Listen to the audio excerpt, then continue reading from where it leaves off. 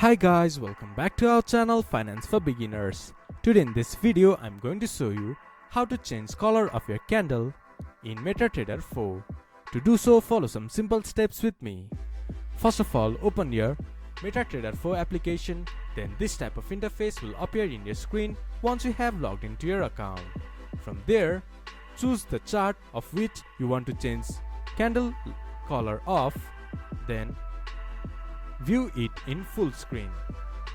From here, you can see the color of the candle is green.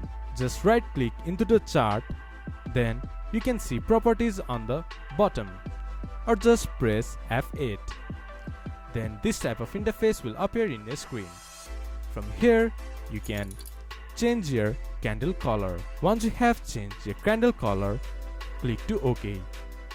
Then your color of your candle will be changed. This is how you can change the color of your candle in MetaTrader 4. This much for today's video. If you guys find our video helpful, please leave a like and comment. And do not forget to subscribe our channel and hit the bell icon. I'll see you guys again in our next video. Thank you for watching.